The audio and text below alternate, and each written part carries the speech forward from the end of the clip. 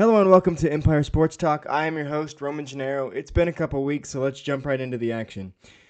The NBA playoffs, and the NHL playoffs for that matter, are in full swing. Not only that, but the NBA Finals have started. The Celtics took Game 1 against the Warriors with an epic comeback in the fourth quarter. But before I get to the finals themselves, I want to talk about how personally I've been a little disappointed in how the NBA playoffs have gone up to this point, with the exception, I guess you could say, of the fourth quarter of Game 1, which you could argue is part of the problem. The NBA playoffs have been full of blowouts, and even in some of the games where the final score was close, that was a result of one team being up by a lot and then falling apart, which you could argue happened to Golden State in Game 1 because much of the time they were up by 7, 8, 10, and then the Celtics took full control in the fourth quarter and won Game 1. But even looking back at the Celtics' previous matchup against the Heat won a game big, and then the Celtics won big, and then the Heat won big, Celtics won big, and for the large part, the Warriors blew out the Mavericks, and so many games that were blowouts and not even fun to watch. And I think with all the conversation the last few years of parity in the NBA, we really need to look at not just that situation, but also the fact that we don't have enough variety in the league as far as how teams play. You know, leagues go through eras where one type of play is predominant. The long ball era in baseball, the physical era of the NBA, and now we're seeing the mobility era in the NFL with a lot of dual threat quarterbacks but right now in the NBA, thanks to the incredible talent of players like Steph Curry, Damian Lillard, and Trae Young, every NBA team is solely focused on shooting, and it's become a finesse league, and now every team does that. But the problem with that is when you don't drive to the rim, when you don't get physical, when you launch threes, and you get in a situation where one team's making them and one team's not, it's not interesting to watch. All these blowouts, all these things, there's not enough variety in play styles, in my opinion, to counteract if one team gets off to a hot start or if one team starts slow, because then you end up with situations like these playoffs up to this point where it's just not really been that interesting to watch. We know the NBA is a game of runs. Basketball is a game of runs. One team goes on a 12-4 run, one team goes on a 5-0 run, so on and so forth. But game to game, this is getting out of control. Hopefully these finals stifle that a little bit, because it's been tough to watch. The NHL, on the other hand, I know it's not the biggest sport for people to watch, the most entertaining thing, but if you watch it and give it a shot like I did, man, I wouldn't say I'm anything more than a casual hockey fan, but these playoffs have been fantastic. Every time I turn around, there was an overtime game. Every single time. I think the what was it? The Pittsburgh and the Rangers. The Pittsburgh series against the Rangers. I think 4 of those games alone went to overtime, and then the Rangers had a couple more overtime games, and we've had some high-scoring games, and we've had some tense games. One of those games with the Penguins and Rangers, it was a situation where the first 2 goalies weren't available, and the third-string goalie had to come out of the locker room where he was just hanging out. He wasn't even dressed or on the ice. He was hanging out in the locker room and had just eaten his dinner. He didn't think he was going to play, and he ends up being the hero of that game as Pittsburgh would go on to win in 3 overtimes. So these NHL playoffs have been absolutely excellent, and I look forward to as the Stanley Cup playoffs are down to 4 teams: the Rangers, the Lightning, the Avalanche, and the Oilers, with the Rangers and Avalanche respectively leading those series. So we'll see how that goes. Before I jump more into the NBA Finals, can we stop the CP3 slander for their Game 7 loss against the Mavericks? Look, it's very obvious that they played poorly. Devin Booker shot 3 of 14. Chris Paul 4 of 8. Mikal Bridges 3 of 11. That makes sense. They did not play well. That game was never competitive. But just this time a year ago, when Chris Paul was leading the Suns to the finals, we were talking about if he wins a championship, he's a top 5 point guard of all time. And that's not that big of a stretch to say that CP3 is a top 5 point guard of all time. For me, I don't know. I'd have to think about that ranking personally for my personal taste. But I'd feel comfortable putting him at 5 or 6 all time for point guards. Off the top of my head, I'll give my actual list on this podcast sometimes. But Chris Paul already is easily a top 10 point guard of all time.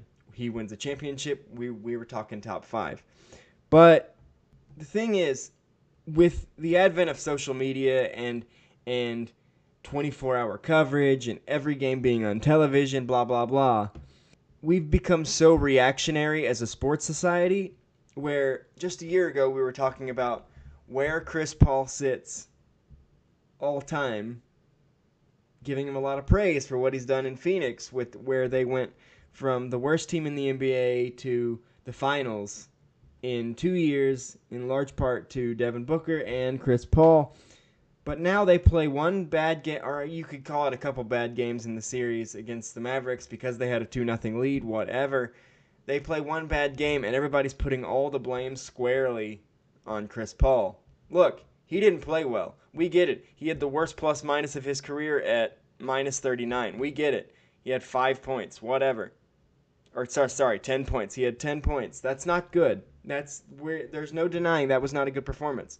But before we blame Chris Paul entirely, because that's what I've heard a lot of, before we blame Chris Paul entirely, can we talk about just how dang good the Mavericks were? Sure, they got boat raced by Golden State in the conference finals, but that's because the big three are back. Let's be honest. That's because the big three are back.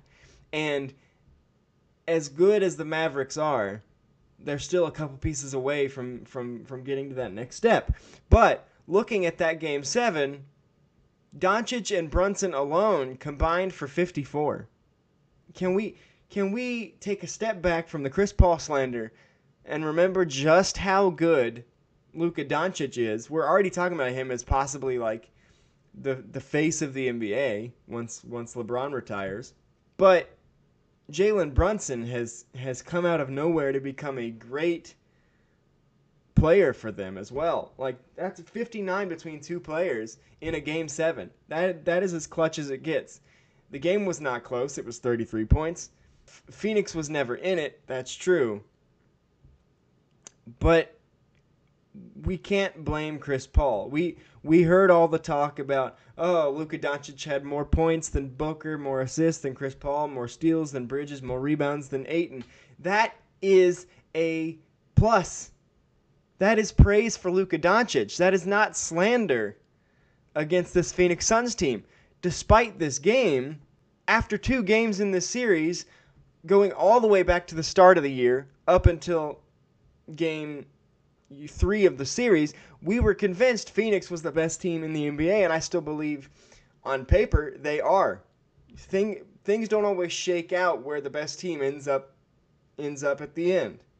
That doesn't always happen. Where the best team on paper, the best team in the season, ends up at the end. Because I believe that if things had gone Phoenix's way against Dallas, Phoenix could have beaten Golden State. Because Phoenix can shoot. They can hang with Golden State from the 3, which almost nobody can do. They can shoot the mid-range, which nobody does in the NBA anymore. They can play defense. They can pass. They can defend. They have size. They're one of the more physical teams in the NBA in an era where it's all finesse.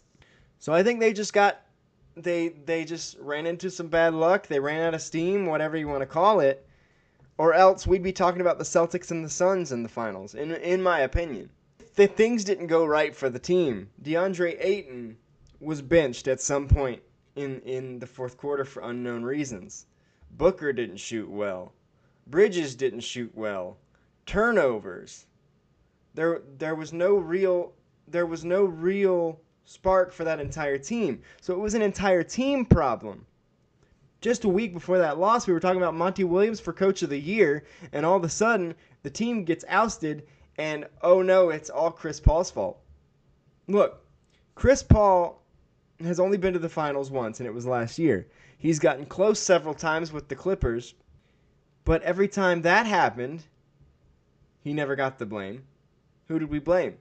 Doc Rivers, who still gets blamed for early exits by Philly. So, in one situation, a Chris Paul team gets ousted because they get outplayed, and it's the coach's fault. In another situation, a team gets outplayed that Chris Paul is on, and it's Chris Paul's fault. I think we are so eager as a society to tear down people we view as greats. I mean, look at all the slander LeBron James has incurred. A lot of it, some of it's been warranted, but because he's approaching, and for some people have already surpassed, for some, Michael Jordan, we throw everything at him. For me, he's still not there. But for a lot, he has already passed Michael Jordan, and for some, he's getting close, and that makes us nervous.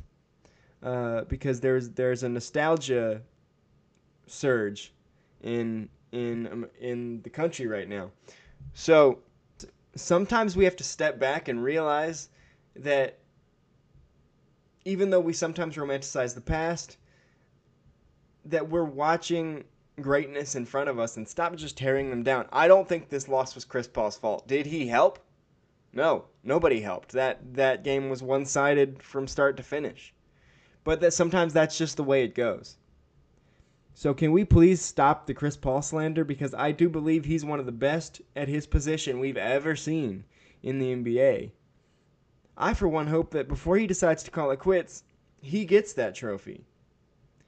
Because he's shown the leadership. He's shown the consistency. He's shown the ability as an all-time great. And I really hate that this slander against Chris Paul is coming out of nowhere because his team had one bad game in a clutch situation. The game was not Chris Paul's fault. Nothing worked for the whole team. And that's just the way it worked. But also, Luka Doncic is really good. Let's not forget that. Back to the finals. I think, and one of the reasons why I was hoping and thought that Phoenix would come out of the West is because we didn't know who would come out of the East. The East was wide open. The Heat were good.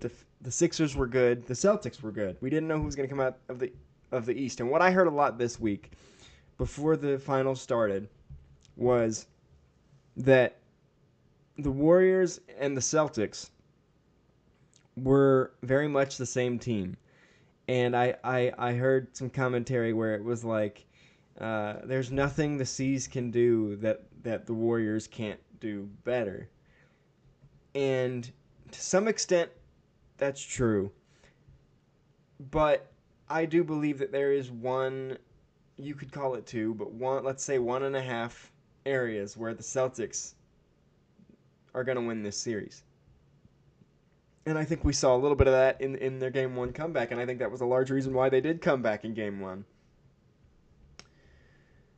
Nobody can outshoot the Golden State Warriors. The Golden State Warriors are responsible for this era in the NBA of finesse and shooting and three-pointers. They're responsible for that. It's their game. You're not going to beat them at their game, even if they inspired it. It's not going to happen. And that's why we saw Golden State jump out to an early lead and stay there for most of game one is because they were playing their game as they do, but the Celtics were trying to match every three they hit and rushing it on the other end and missing. Then they started making adjustments, and this is where I think the Celtics can win the series. This is the key. Yes, Golden State has Draymond and guys like Kevon Looney on the offensive boards, but they don't have one key thing. And I believe, and I tweeted about it during game one, I believe he is one of the most undervalued and underrated players possibly ever. He could go down in NBA history by the time he's done as possibly one of the most underrated and undervalued players of all time, and that is Marcus Smart. Marcus Smart brings an energy and a physicality on defense that I don't think Golden State has. They have Draymond, who is a modern day Dennis Rodman. I will give him that. They have Draymond, they have Looney, they have some size, some physicality, but for the most part, Golden State is a finesse team. The Celtics need to be physical. The Celtics need to be aggressive. And as long as their defensive three are on the court, and that is Robert Williams, Marcus Smart, and Al Horford, they can do that. It seemed to me every time the Warriors built a lead, because there were a couple of times where the Warriors built a lead and then the Celtics would make adjustments and close the gap, and then the Warriors would build it out again. Every time it seemed that the Warriors were building it out was when Robert Williams, Marcus Smart, and Al Horford were not on the floor together or at all. And that was when Devin White, Jason Tatum, and Peyton Pritchard were launching threes and trying to match what Golden State was doing, which, again, you're not going to do.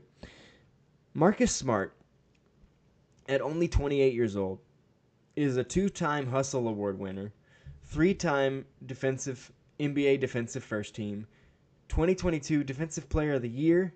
He is a vocal leader. He brings physicality. As we saw in a timeout during Game 1, he was rallying the whole team, which I believe started what ended up being an incredible fourth quarter for the Celtics, where they outscored the Warriors significantly to take that game. Marcus Smart brings a lot to the floor that can't necessarily be quantified on any stat sheet. And what I liked this year, and I want to give credit to Celtics, the Celtics coach for coming in his first year and naming Marcus Smart the starting point guard. Because for Marcus Smart's career, for the most part, he's started some games here and there, but he's also come off the bench a lot.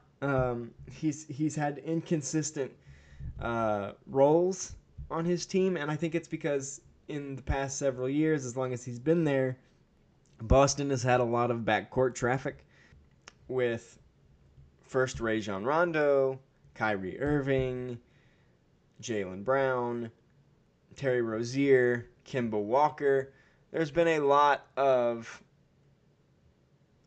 traffic in the backcourt for Boston.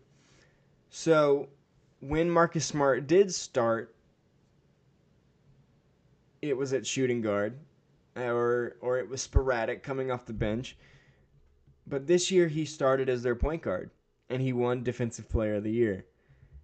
And I, for one, liked seeing him in there every day, and I think along with the coaching, along with the continued ascendance of Jason Tatum, that's what brought the Celtics where they are, because they've been a playoff team all pretty consistently in the last several years, but they haven't made that step. But as you see by their run this year, what was that graphic? They've beat every team that beat them in the last 3 years during this run. Brooklyn, Milwaukee, and Miami. So I think you're seeing a new Celtics team, and I believe a large portion of that is someone who I think is one of the most underrated players, maybe in NBA history, Marcus Smart, for what he brings defensively, physically, emotionally, because he's a vocal leader. What he brings to the floor makes a difference. And that, I believe, is how Boston is going to win this series, if they win the series, is by being physical, is by going after the finesse Warriors players. Tire them out. Or let them get themselves out, because we saw Steph Curry tweak his ankle on a shot where no one touched him. Let them get themselves out. Don't try to play their game. You're not going to win. Play yours. Be physical. Play defense. Robert Williams is a great defender. Al Horford is a disruptor. But Marcus Smart is Defensive Player of the Year. Follow his lead. Be physical. Play defense. Bring home the championship. Last thing I want to talk about is something that's been a little curious to me, and I've mentioned on previous podcasts that we've seen now where if a team is constructed, if a team has big names but is constructed poorly, the coach gets the blame. Or if a team has big names and those names don't perform, the coach gets the blame. And earlier this week, after a 22-29 start to the season, the Philadelphia Phillies fired their coach, Joe Girardi. Which Joe Girardi's had a couple of jobs here and there since being let go from the Yankees, but let's not forget that Joe Girardi won a World Series with the Yankees. Now, what I don't agree with here is the timing of the firing. Mid-season firings never work out, and you could argue if you look at the NL East standings right now, at 22-29, the Phillies were third in the East at the time. I think they've won one game since Girardi got fired, but that's anyway.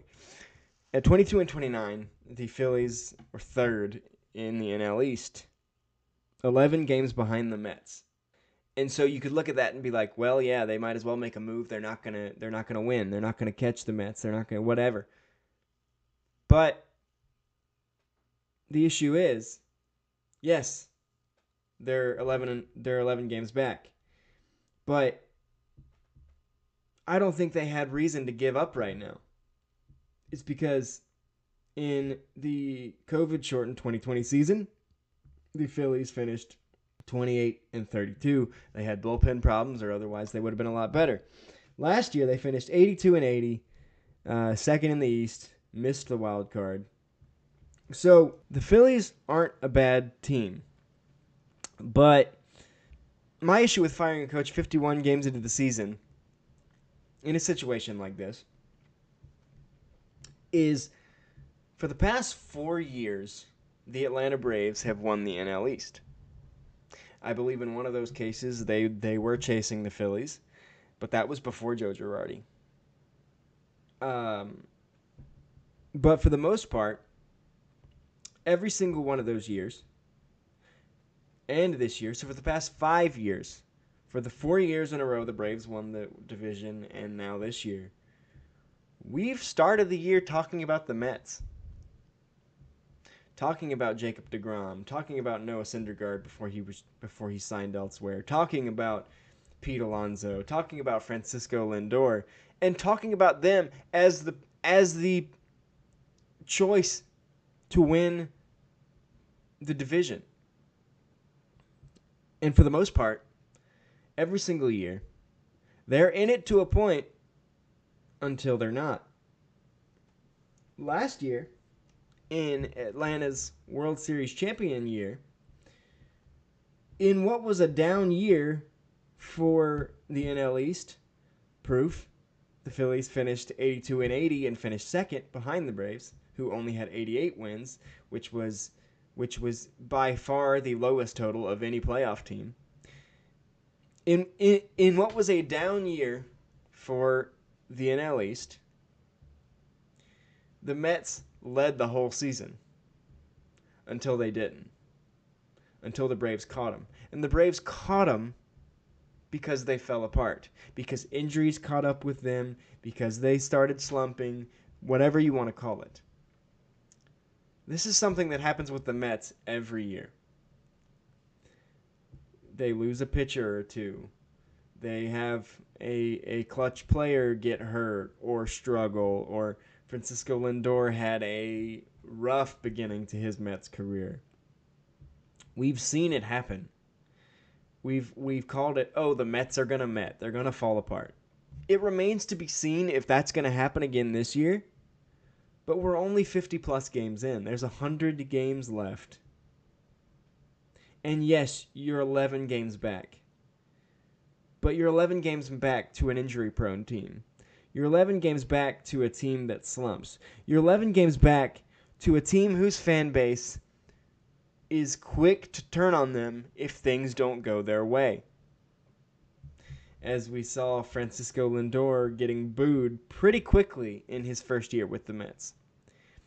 This is not a team that we should wrap up the division and hand to them 50 games in.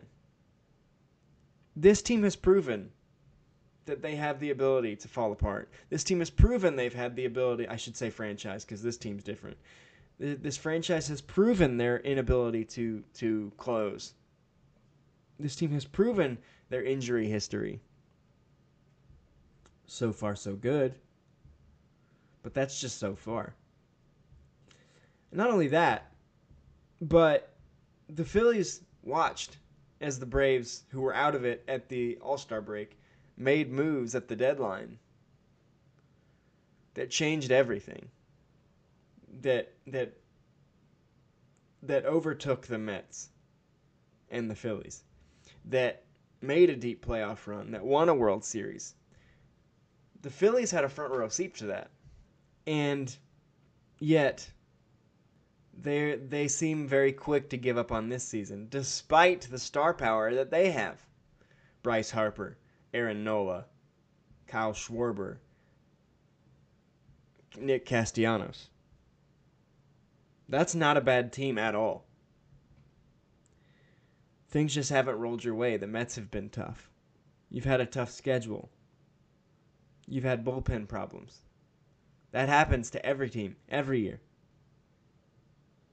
It's a long season. You have 110 games left, and you're firing a manager with proven success when you had trouble before him. Because ever since Bryce Harper showed up in, 2018, you've and your GM was quoted once as saying, we're going to spend stupid money in the offseason. He did that. He's not afraid to spend.